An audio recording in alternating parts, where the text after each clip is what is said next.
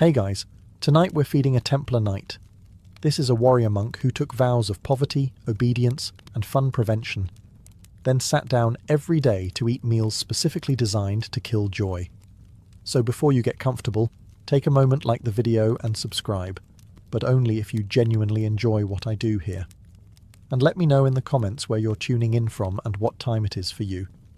It's always fascinating to see who's joining us from around the world. Now, dim the lights, and let's ease into tonight's journey together. Feeding a Templar Knight was not dining. It was not a meal. It was a logistical procedure performed to prevent collapse.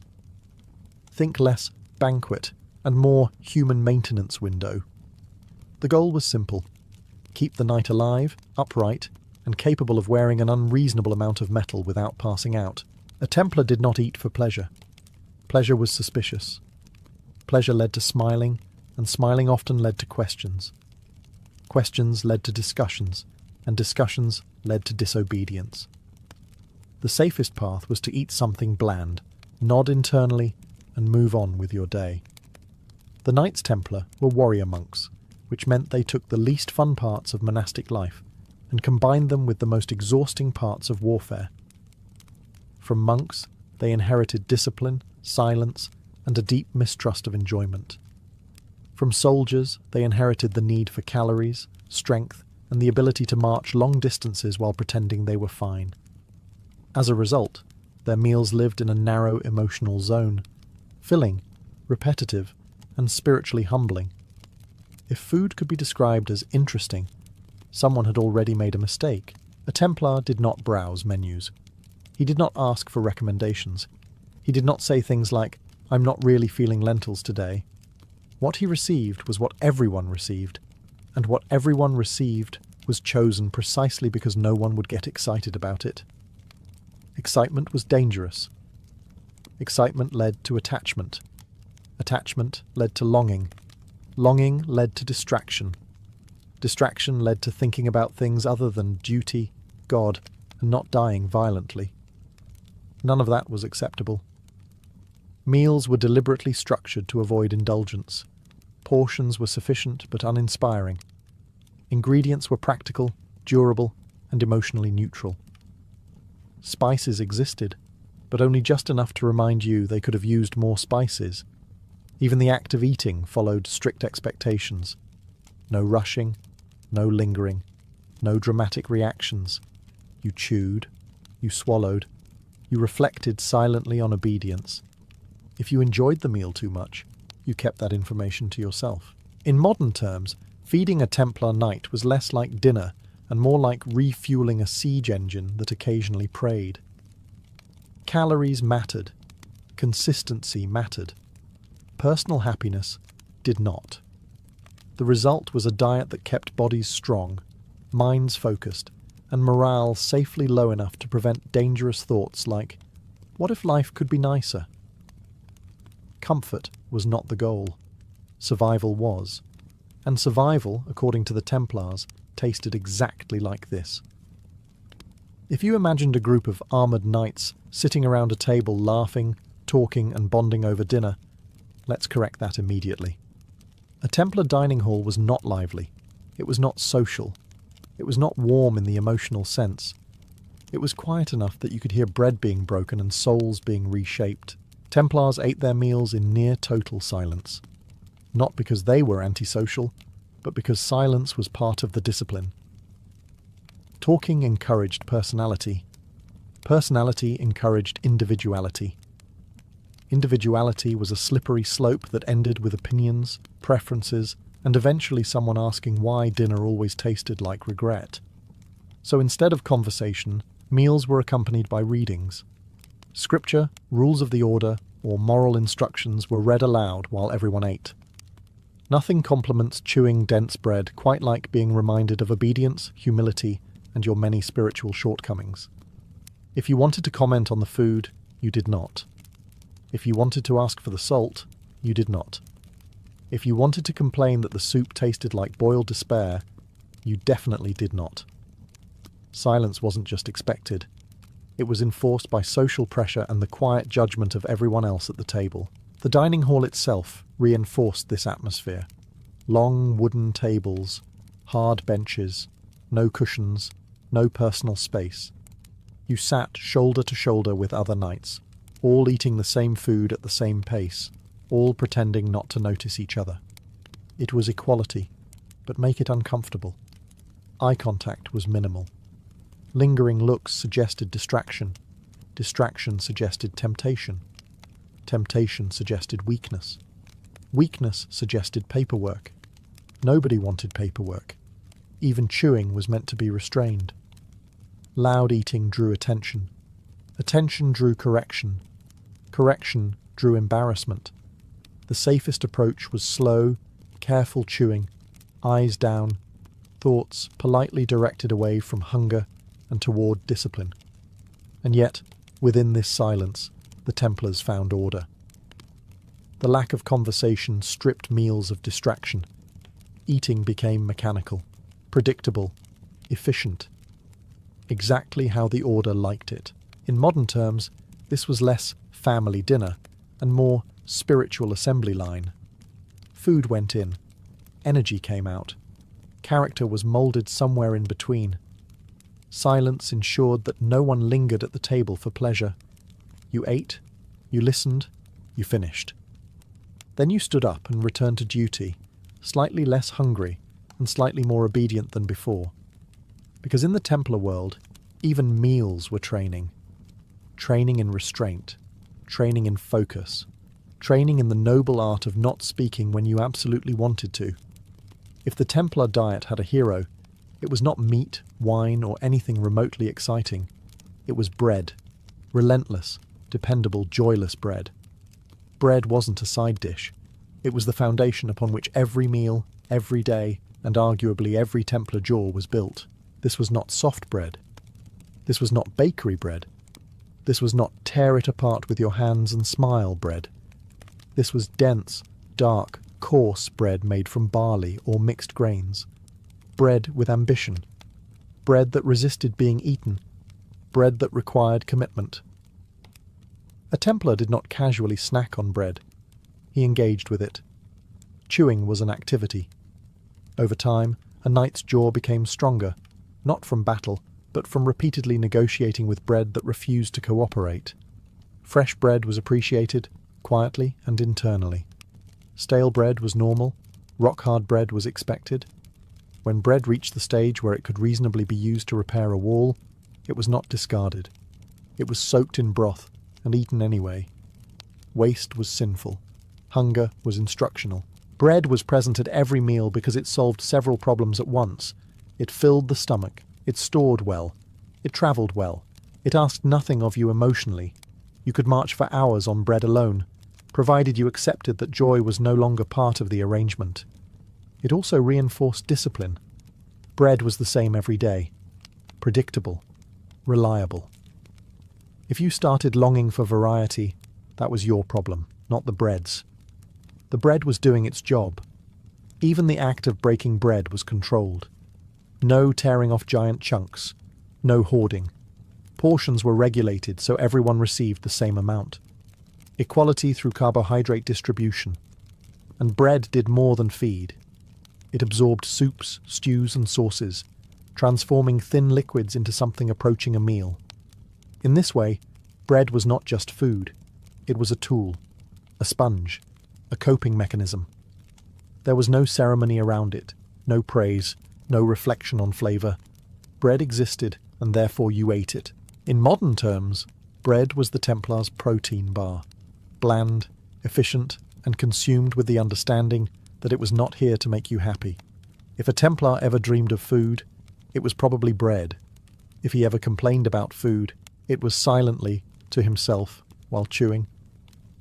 And if he ever thought, surely there must be more to life than this, the bread was there to remind him, no, there is not. At this point, you might be wondering when the Templars finally got to the good part. The roasted meats, the dripping fat, the heroic chewing. This is where expectations quietly sit down and rethink their life choices. Yes, Templar knights ate meat. No, it was not a daily celebration. Meat was regulated, scheduled, and stripped of all drama.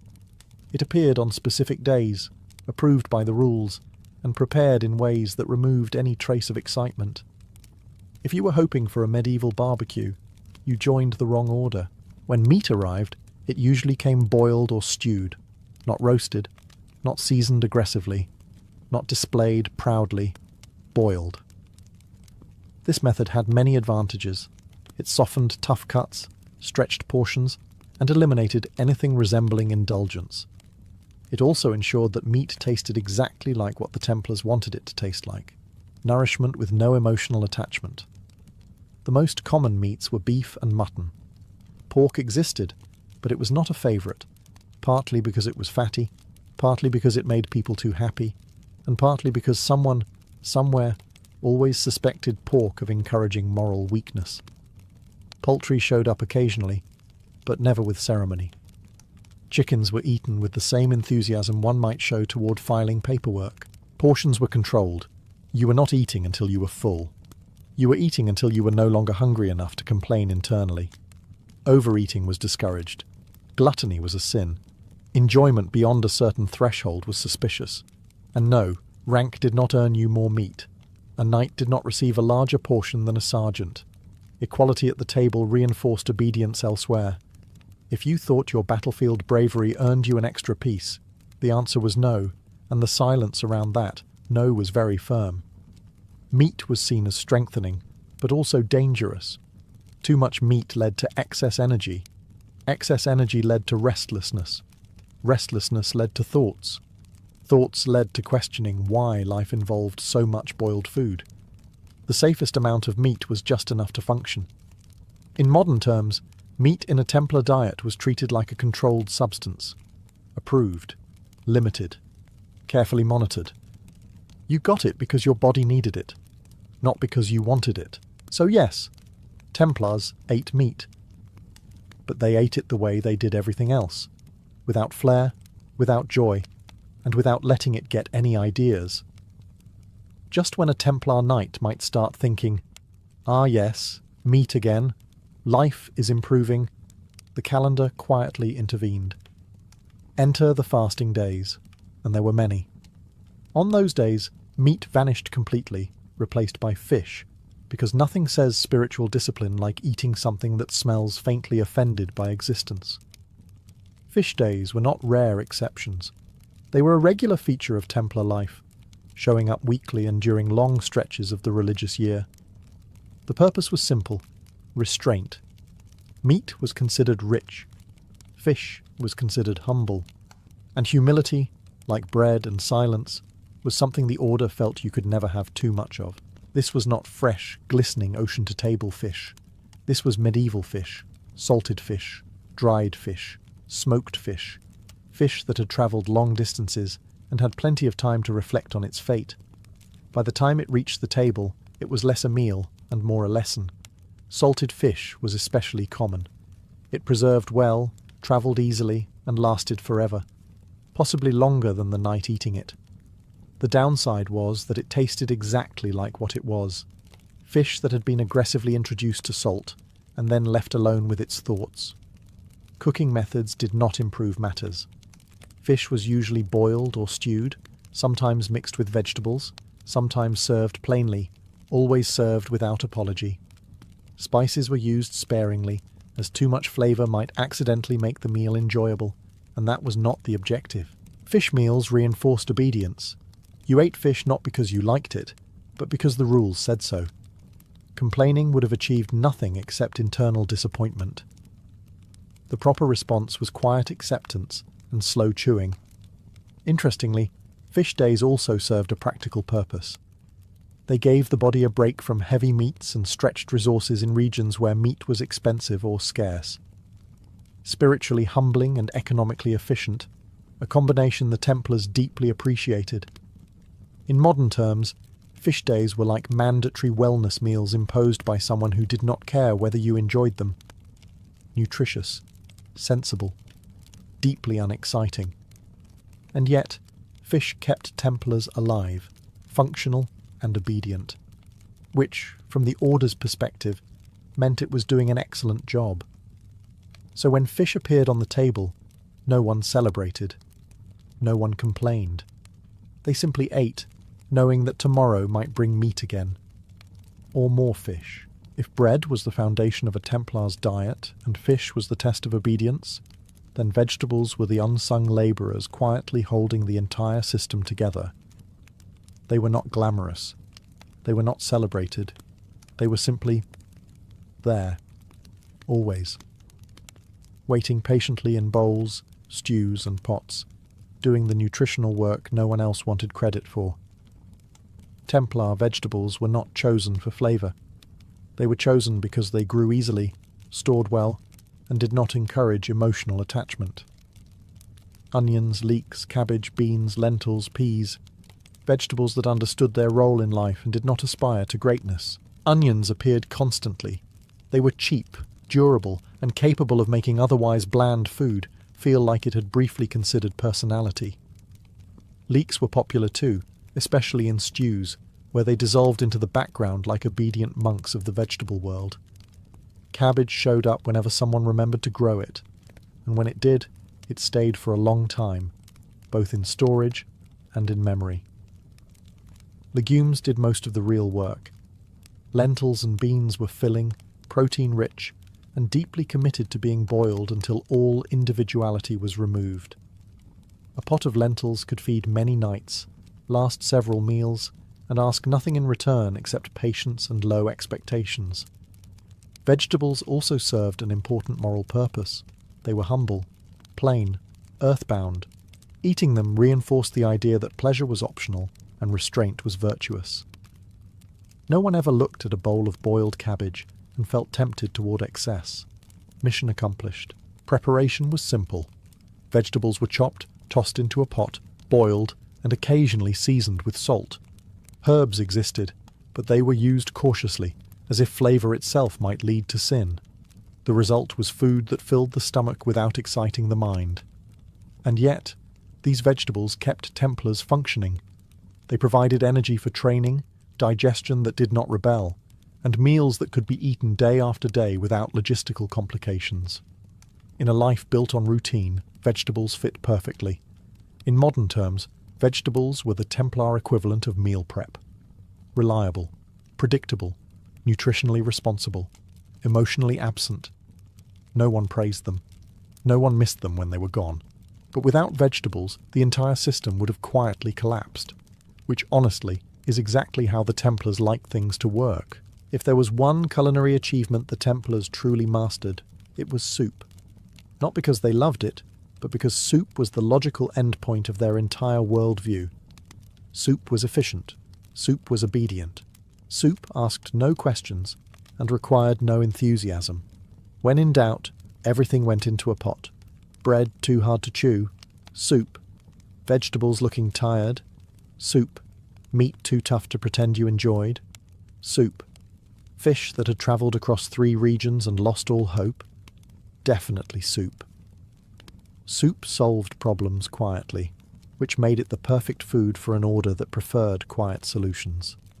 Most Templar soups were thick stews rather than light broths. Thin soup suggested scarcity. Thick soup suggested control.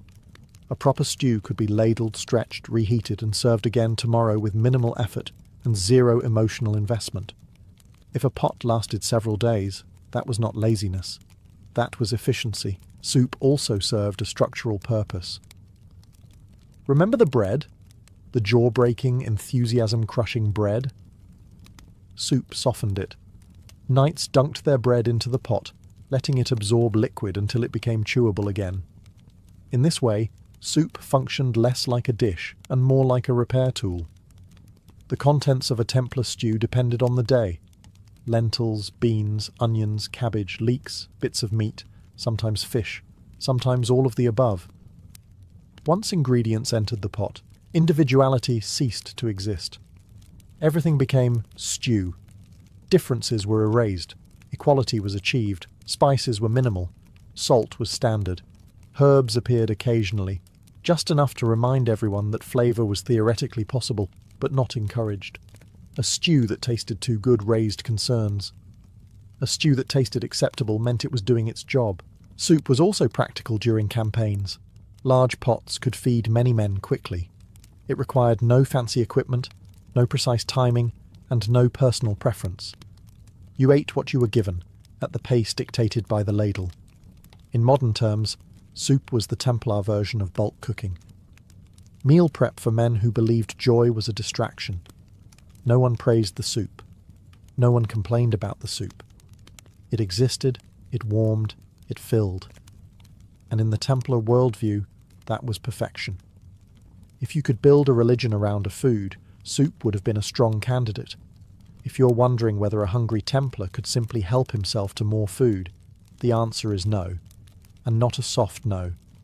A very firm, institutional no. Portion control was not a suggestion. It was policy. Eating was regulated with the same seriousness as prayer schedules and battlefield discipline. A Templar did not eat until he was full. He ate until he was no longer distracted by hunger. There is a difference. Fullness encouraged relaxation. Relaxation encouraged comfort.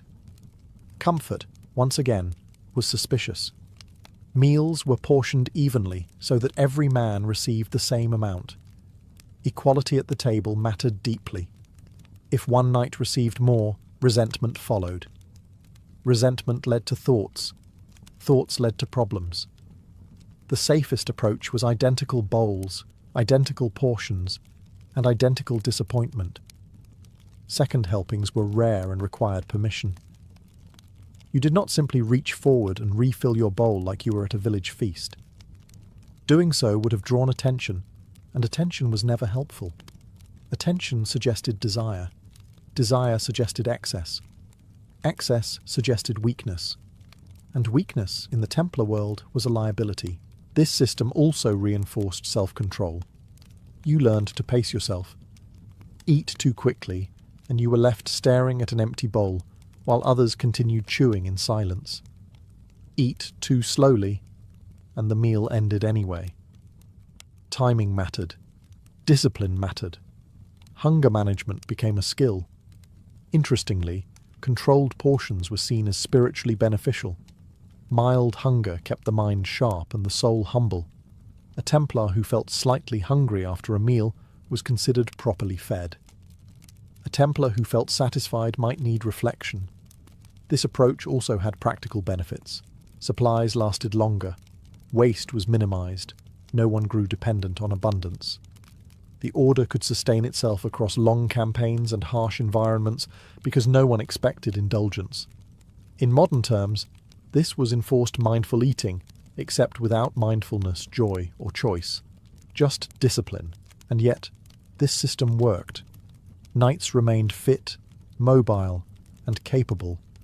No sluggishness, no food comas. Just steady energy and a constant, low-level awareness of restraint. Portion control taught the same lesson as everything else in a Templar's life. You take what you are given, you do not ask for more, and you move forward regardless. Hunger was not a failure, it was a feature. At this point, you might assume that if food was tightly controlled, drink would be even worse. Surprisingly, wine was allowed, just not in the way you're imagining. This was not joyful wine. This was not, let's talk about our feelings wine. This was wine treated like a responsible adult treats medicine, useful, measured, and never trusted completely. Templar knights were permitted to drink wine because medieval water was often unreliable, occasionally hostile, and sometimes actively trying to kill you. Wine, especially when diluted, was safer. The key word here is diluted. Undiluted wine was considered excessive, risky, and suspiciously close to enjoyment. So wine was mixed with water, reducing its strength and ensuring that no one accidentally had fun. This created a beverage that tasted like a thoughtful compromise between safety and disappointment. Enough alcohol to keep bacteria away, not enough to loosen tongues or encourage poor decision-making. Drunkenness was strictly forbidden. A drunk Templar was not just embarrassing, he was dangerous. Judgment mattered. Discipline mattered. and nothing undermines discipline faster than someone loudly insisting they could definitely fight 3 men while leaning on a table. Wine was consumed quietly, in moderation, and usually alongside meals. You did not sip it slowly and reflect on the bouquet. You drank it to stay hydrated and move on with your responsibilities. If you noticed the flavour, that was incidental. There were also rules about who served the wine and how much was poured. No refills without permission. No lingering cups. The cup appeared, did its job, and disappeared again, much like joy in a Templar's life. Interestingly, wine also played a social levelling role. Everyone drank the same thing, in the same amount. Rank did not bring better wine. A knight commander did not get a finer vintage than the newest brother. Equality, once again, was enforced through mild dissatisfaction. In modern terms, wine for a Templar was like coffee at work, allowed, regulated, and intended to keep you functional rather than happy. If you enjoyed it too much, you were probably doing it wrong. So yes, Templars drank wine, but they did so carefully, quietly, and always with the understanding that too much pleasure was far more dangerous than thirst. Wine was fuel, not escape. One of the most radical ideas in modern dining is choice. Menus, options, preferences, allergies. The ability to say, actually, I'm not in the mood for that. None of this existed in a Templar dining hall. Choice was not removed accidentally. It was removed on purpose. A Templar Knight did not have preferences. Or rather, he may have had them once long ago, before he signed away his personality and received a white cloak in exchange. From that moment on, food was no longer something you selected. It was something you received. There was no asking what was for dinner. There was no hoping for something better tomorrow. There was certainly no saying, I don't really like fish. Disliking food was a private emotion to be processed internally, quietly, and never shared. Expressing preference suggested attachment. Attachment suggested desire. Desire suggested weakness. Weakness, as always, was inconvenient. This absence of choice was intentional training. When you eat what is placed in front of you day after day without comment, you learn a very specific lesson. Your comfort is not the priority. Obedience is. And if you can master that lesson at the table, you are far more likely to master it on the battlefield. Meals were identical not just in content, but in experience. Same bowls, same portions, same silence. The lack of variety was not a flaw, it was a feature. Variety encouraged comparison. Comparison encouraged dissatisfaction. Dissatisfaction encouraged thinking. And thinking in excess led to trouble. Even rank did not change this. A senior knight did not receive a different dish. A commander did not get a secret upgrade. Everyone ate the same thing at the same time in the same way. Equality through enforced indifference. In modern terms, the Templar dining system was the opposite of customer service. The order did not care if you enjoyed the meal.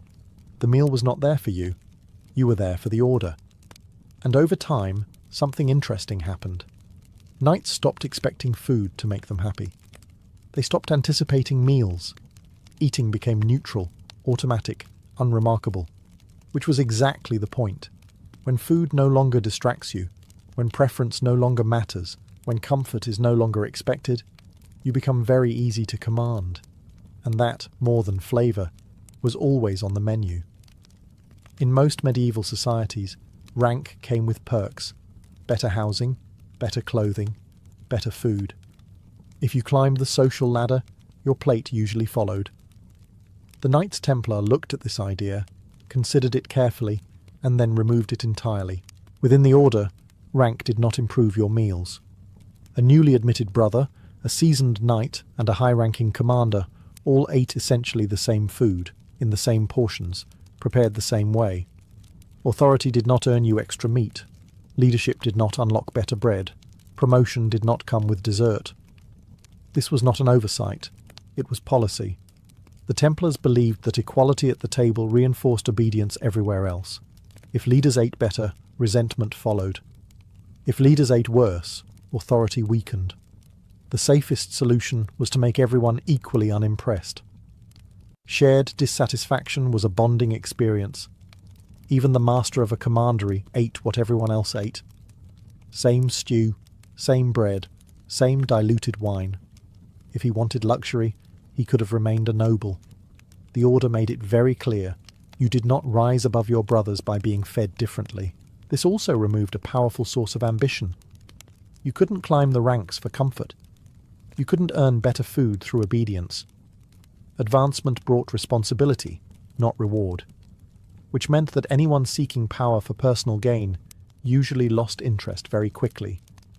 Meals became one of the few places where rank disappeared entirely. No special seating, no upgraded bowls, no secret kitchen privileges, just long tables, identical portions, and the quiet understanding that no one was special right now. From a practical standpoint, this made logistics easier. Kitchens prepared one meal for everyone. Supplies were distributed evenly. No complicated hierarchies of ingredients. No accounting nightmares. Efficiency and discipline worked hand in hand. In modern terms, this was radical. Imagine a workplace where the CEO eats the same lunch as everyone else, every day without complaint. Now imagine that lunch is lentil stew and hard bread. You begin to understand the commitment involved. The absence of culinary privilege reinforced the order's core message. You are here to serve, not to be served. You lead by example, not by appetite. In the Templar world, authority did not taste better. It tasted exactly the same. By this point, it should be clear that feeding a Templar Knight was never just about nutrition. It was training. Constant, quiet, relentless training that began long before the battlefield and continued long after the armor came off. Every meal was designed to condition the mind as much as the body. Eating plain food without complaint trained restraint. Eating the same food every day trained endurance. Eating in silence trained focus. Even mild hunger trained acceptance. The table was simply another drill ground, except with fewer swords and more lentils. The Templars understood something modern people often forget. Discipline is easiest to practice in small, boring moments. Anyone can be disciplined during a dramatic charge into battle. That's adrenaline. Real discipline shows up when you are tired, hungry, and staring at another bowl of identical stew. Meals reinforced routine. Same time, same place, same rules. The predictability removed decision-making entirely. You didn't think about food. You didn't anticipate it. You didn't look forward to it. You simply responded to the schedule. This freed the mind for prayer, duty, and not dying violently later. The diet itself supported endurance rather than explosive strength. These were men expected to march long distances, stand guard for hours, and fight while exhausted. Heavy, indulgent meals would have slowed them down. Simple food kept energy steady and digestion cooperative. Nothing dramatic, nothing risky. Even the act of stopping when your bowl was empty was training. You learned to recognize limits and accept them without argument. You learned that wanting more did not mean you would receive more. This lesson carried over into every other aspect of Templar life. In modern terms, this was behavioral conditioning disguised as dinner. No motivational speeches required, no shouting, just repetition until obedience became instinct. And over time, it worked. Knights became comfortable with discomfort. They learned to function without pleasure as a reward. Hunger, boredom, and repetition stopped being problems and became background noise. That made them remarkably resilient. When orders came, they obeyed. When conditions were harsh, they endured. When food was scarce, they adapted. Because they had been practicing all along. Eating, for a Templar, was not a break from training. It was part of it. At some point, every Templar Knight had to make peace with hunger. Not dramatic, painful starvation, just a quiet, persistent sense that another bowl would have been nice. This was not considered a problem. In fact, it was considered a feature. The Templars believed that mild hunger was good for the soul. A knight who left the table slightly unsatisfied was not underfed. He was properly disciplined. Hunger sharpened awareness, encouraged humility, and prevented the dangerous illusion that life was meant to be comfortable. Comfort once again was suspicious. A full stomach led to drowsiness. Drowsiness led to wandering thoughts. Wandering thoughts led to reflection. Reflection in excess led to questions. And questions were rarely helpful to an organization built on obedience and clarity. A slightly hungry knight, on the other hand, stayed alert, focused, and much less interested in philosophical debates. Hunger also reinforced equality. Everyone felt it. No one escaped it. If the entire table stood up from a meal with the same faint dissatisfaction, harmony was preserved. Shared discomfort was a powerful unifying force. It reminded each man that he was part of something larger than his own appetite. There was also a spiritual dimension. Medieval Christianity viewed hunger as a form of discipline and purification. Fasting had long been used to train the will and quiet the body's demands. The Templars didn't fast constantly, but they lived close enough to hunger that fasting never felt shocking. It was familiar, almost comforting, in a strange way. From a practical perspective, accepting hunger made logistics easier. Supplies lasted longer. Rations stretched further. Campaigns could continue without panic when food ran low. A knight accustomed to abundance breaks quickly when it disappears. A knight accustomed to restraint barely notices the difference. In modern terms, this was deliberate discomfort training, not extreme, not cruel, just consistent enough to reshape expectations. The goal was not to punish the body, but to remove its authority. Over time, hunger lost its power. It stopped demanding attention. It became background noise, like the weight of armor or the sound of marching boots. Something you noticed, acknowledged, and moved past. A Templar did not fear hunger. He did not chase fullness. He accepted the space between. And in that space, the Order believed discipline lived. Hunger was not a failure. It was a lesson. By now, it should be clear that food in a Templar's life was doing far more than keeping him alive. It was teaching him something. Constantly. Quietly. Relentlessly. Every meal was a lesson. And the curriculum was simple. Obedience, restraint, and the understanding that life was not designed around your comfort. The Templars believed that the body was not an enemy, but it was definitely not in charge. Food was one of the easiest ways to remind it of that fact. Plain meals taught humility. Repetition taught patience. Controlled portions taught self-command. And the absence of indulgence taught something even more important.